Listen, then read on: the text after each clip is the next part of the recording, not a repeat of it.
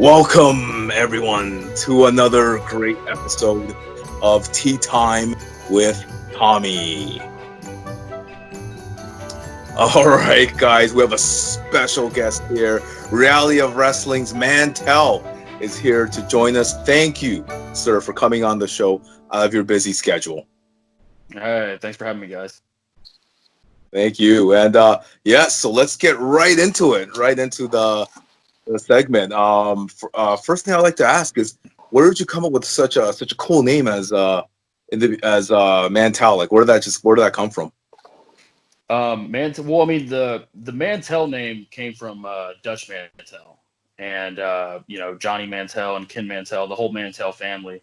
Um, so I kind of got, before I even took the name Mantell, I got Johnny Mantell's blessing on it. He's a big figure in Texas wrestling and in wrestling in general. But the whole moonshine part basically that was kind of a nickname given to me. Basically, long story short, one time I ended up getting drinking moonshine with some friends and ended up getting like in a, pretty big fight and ended up taking some dude out. And basically right there, like people just started kind of referring to me as like moonshine. At least some of the people who like met me that night, at least. Oh wow, it's incredible. You also have the nickname the Raging Bull. Where did you get that nickname from? And did somebody inspire you to come up with that name? So that came whenever I was signed with NWL in Kansas City. And wrestling with them, I was wrestling under the name Maverick, and I was the Raging Bull Maverick, and that just kind of, I don't know, the Raging Bull gimmick kind of it just fits my moniker, it fits my intensity, my style in the ring, and it with the character Maverick, it just two and two just kind of went together. Excellent. Now, Mantel, you have a lot of great championships, many accomplishments in your career. This is kind of a loaded question, but I have to ask, to you is your biggest accomplishment thus far in the wrestling industry? Um, I would say biggest accomplishment as far as like titles go, it would have to be winning the Reality Wrestling Texas Championship. Especially because whenever I was brought into reality, I wasn't ever, I was brought in just for a couple shots. I wasn't meant to be a mainstay on the roster or anything like that. And I came in and impressed the people who I needed to impress the first night. And from that point forward, the next time they brought me in, they put the title on me. So that was one of those titles that meant a lot to me. It still does, especially because the fact this I haven't really told this story, but when I first started in wrestling, I drove one night. I rented a car because the car I had at the time was the complete shits. And I rented a car and drove 3 hours to Houston one night to go basically meet Booker T at his school and stuff and talk to him. And when I went there, hung out all night, didn't really get much time to talk to him. Basically waited around all night for him to like take a look at me in the ring. And 3.5 hours go by, and he finally, everyone else is left, and he finally, takes the time, comes out there, sees me in the ring, maybe for like 2 minutes tops, tells me, basically I still need more training, I need a little bit more seasoning under my belt before he would feel comfortable booking me. And then fast forward, I don't know, 4 years later, and not only are they reaching out to me to book me to bring me into their company, but the second time I come in there for a shot, they put a title on me. So that's one of those that meant a great deal, and it's probably my most memorable moment in wrestling. Wow, wow. Thank you for sharing that. Yeah, that's Yeah. awesome. As a professional wrestler, you've probably traveled all around, many parts of the world, from city and to towns. What are your fondest memories of your travels? Um, so when I was a year in, I actually went over to Japan for 3 months. I got to train at the former Kaientai Dojo um, Great. with Taka Michinoku and his crew over there. A lot of really talented guys. Hino Yuji, I don't know if you guys are familiar with him. Hino is a hoss, and he is a true badass in the ring. a few other guys over there who I got to work with. And same thing, you know, I initially went over there to, you know, just train, and, you know, I impressed the people that I needed to impress. And then I ended up, you know, working, you know, over a dozen shows, you know, my time over there. So Japan was great. It was a real culture shock. I love the culture. I love the style of wrestling and the work ethic over there. Um, Aside from that, man, you know, being from Texas, you know, people don't realize the guys in Texas, you know, even though we might stay in the same state, you literally are driving like, you know, 2, 3, 4, 5, 6 hours to get from like town to town within the same state. You know, guys up in the Northeast, or really any other state for that matter, you drive that amount of time, you're going through 2 or 3 states. And that's the thing that's so great about Texas wrestling. And it's also, you know, to a fault too. But one of the great things about Texas wrestling is, you know, I can literally wrestle in San Antonio, but like nobody in the Dallas area knows who I am. Or I could literally wrestle in Austin, but nobody in Houston knows exactly, you know, knows who I am, even though I'm in the same state. So that's the cool thing, and also like the kind of the detriment to Texas wrestling as well. Um, Traveling the Tennessee area, getting to work closely with Tracy Smothers when I was a few years in. I love doing that. I learned a lot from Tracy. Um, Louisiana fans are always, you know, Cajun people are crazy, man. Louisiana's always been real good to me. They love a little moonshine over there. So, yeah, dude, I've traveled a lot over the South and everything like that. I think the longest car ride I ever did was when I first started off. I traveled from San Antonio, Texas, all the way to Brooklyn. Oh And wow.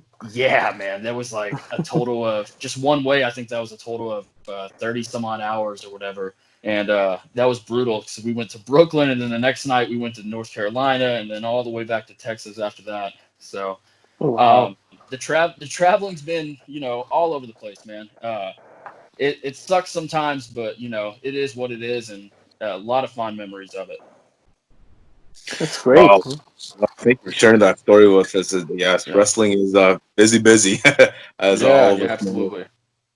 I have to ask, Moonshine, you're in a lot of good, like a lot of hardcore matches. You had like all outside brawl venue I saw, and then you know, a street fight. If you could pick any three wrestlers in wrestling history, and you like to face them in like a street fight or a all-around brawl, which three wrestlers would you like to wrestle against? Ooh, off the top of my head, Mick Foley, Terry Funk, and the late Bruiser Brody. Oh, Bruiser. Oh, that's a good choice. And I mean, even and maybe you know, an alternate would be Steve Austin. Wow, that would be Yeah, something to see. Like Moonshine Mantle Yeah, against for Steven. sure. yeah, yeah, yeah. Yeah, those are great choices. I mean, legends all around.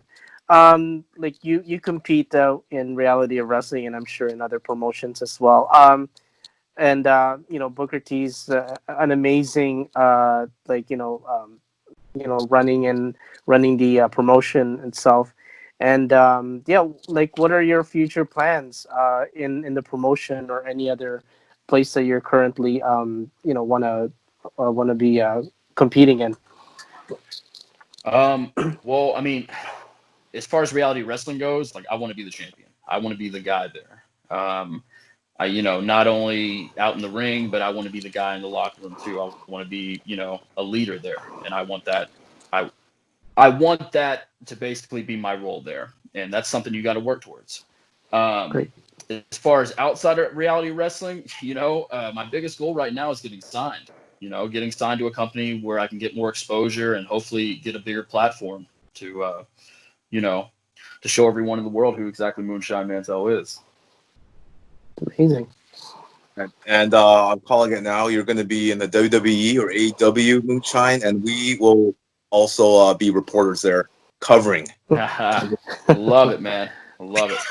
Yeah, So yes, so Moonshine, it is now time for trivia time. Are you ready? Because we I'm always have ready. here with all our guests. So all right, here we go. One thing you can use three lifelines. You can ask Nord. if you're stuck with the question, but I don't think you will be. Okay. I think you got this. Okay. All right, guys. Trivia time with Moonshine Mantell. Question number 1. Who was The Undertaker's first ever WrestleMania opponent? Ooh. This is a good one. Man, why can't I remember this? It wasn't You can use a lifeline if you like, Moonshine. it wasn't Nuka, was it? Boom! Jimmy was. watched Yeah. Snooker. Oh, Jimmy was- Snuka. And you got that one. Yep. Back in WrestleMania. I believe it was the one after WrestleMania 6. But yeah, great job. Moonshine. 1 for 1. You are on your way. Right. Question number 2. Who was John Cena's first WWE opponent? Kurt Angle. Oh, wow. Great. 2 Awesome. for 2 for Moonshine. This is amazing. All right. 3 more to go. You could become our 10th or 11th perfect trivia person in tea time history. Here we go. No pressure. Yeah. No pressure, Moonshine. Question number 3.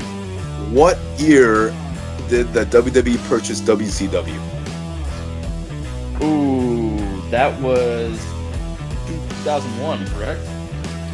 Wow. Yes, it is. All right. You don't need Norbs. You got this. You got this, my friend. You got this. All right. Here we go. Question number 2 more to go, Moonshine. Question number 4. This is a true or false, 50-50. Did Roman Reigns play in the Canadian Football League? The Canadian Football League. Oof. You can ask Norbs. I'm gonna use a lifeline on this. Oh. Norbs. Is it true? Yes, it is. Oh, Okay. wow. With the Eskimos in 2008 for one Yeah, season. Okay. Pretty Nice. rare. Wow. Good job, All Norbs. right.